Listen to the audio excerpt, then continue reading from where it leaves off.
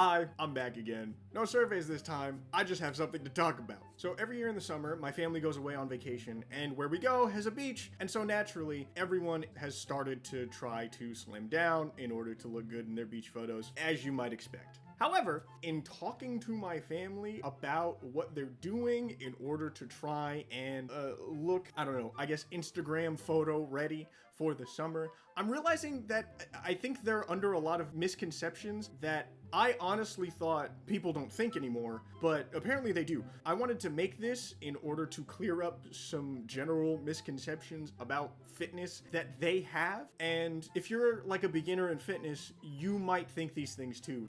So this video is mostly for my family, but if you're new to fitness and new to exercise, you might have fallen for some of this stuff too. So I figured I might as well clear this up for anyone that is just starting out in their fitness journey and might not be super sure of what to look at and who to listen to. Honorable mention, V-Shred. Never listen to V-Shred. That guy has nothing good to say. Cool? Good. First, somatotypes. You might have heard of somatotypes already, but under their kind of subset names, ectomorph, mesomorph, and endomorph. So somatotypes were a theory made by William Herbert Sheldon in the 1940s that tried to categorize the human physique into three separate parts: the ectomorph, the mesomorph, and the endomorph. And the idea is based on what category you fit in, that would determine kind of your fat distribution and what might be easier or harder for you when you exercise. So ectomorphs are generally skinnier, taller people. They have lower testosterone, so they have a harder time putting on muscle mass and gaining weight. Endomorphs are generally shorter, they have higher body fat percentages, and it's tougher for them to lose weight. And mesomorphs are kind of in the middle. They have an even weight distribution. They're generally considered to be pretty strong and not as tough as maybe if you're one or the other.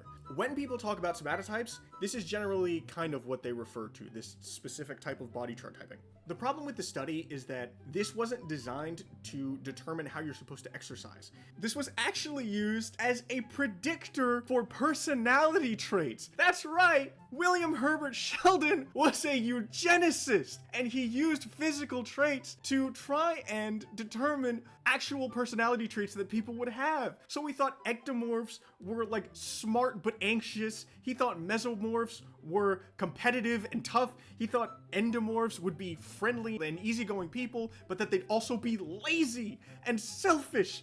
These are actual ideas that he had solely based on physical attributes. What's worse, his study or his data collection was just him taking naked pictures of college students, thousands of them.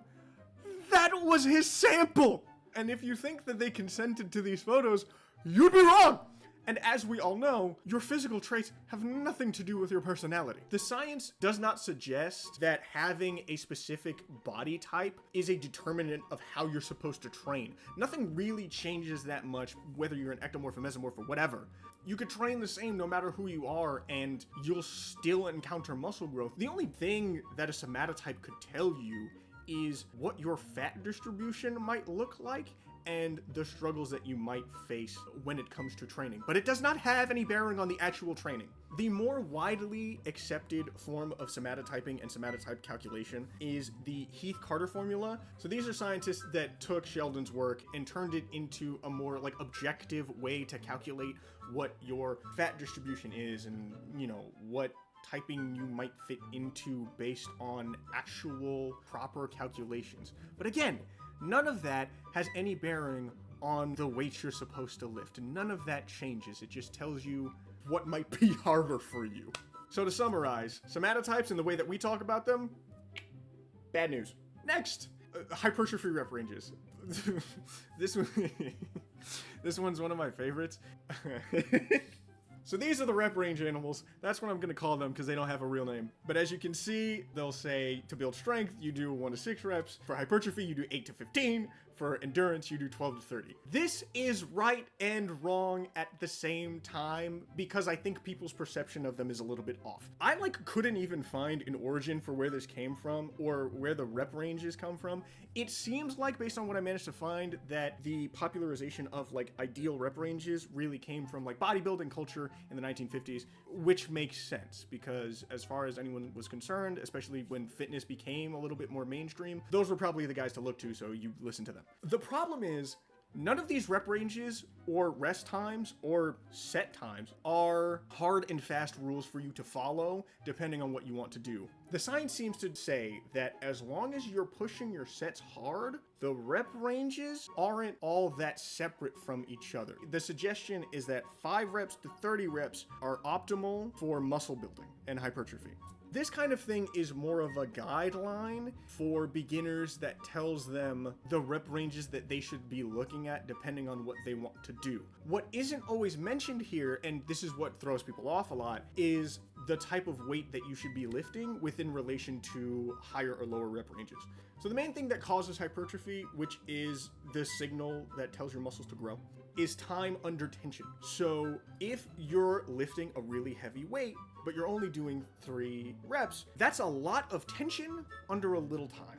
If you're doing really light weights, but for a lot of reps, that's a little tension under a whole lot of time.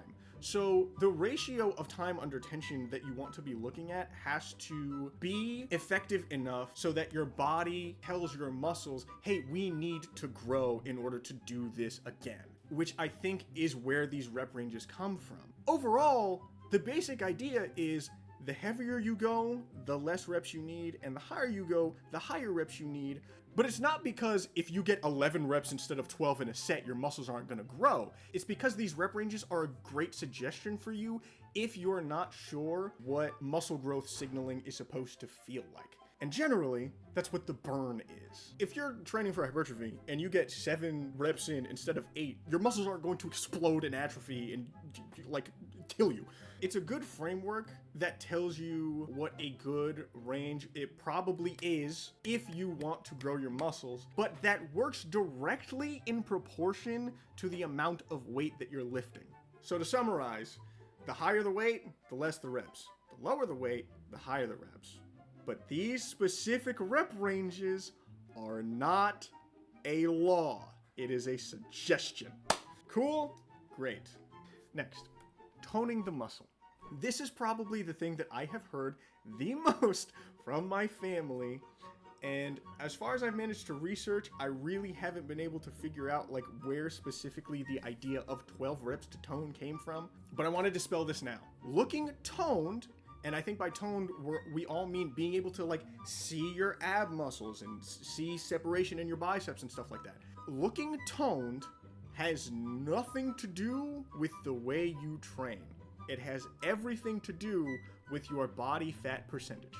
The way it works is like this. If you want bigger muscles, you need to train hard. As long as you train hard, your muscles are going to grow. The only way you're going to be able to see more of those muscles is if your body fat percentage is lower.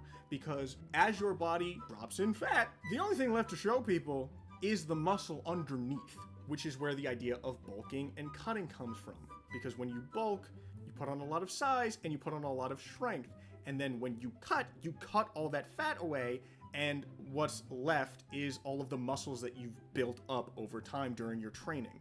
I'm guessing, and I am guessing here, I'm guessing that the 12 to tone myth came from people that already look toned and aren't necessarily chasing strength. So they're keeping things in moderate rep ranges and with moderate weights. They saw what these toned people were doing and inadvertently thought, oh, if I want to look like this person, I need to do these rep ranges. But that's not necessarily the case. I think these people have already succeeded in getting to where they want to go, so then they're choosing to maintain with moderate weights and reps. Which, if you look at it that way, I think that makes perfect sense.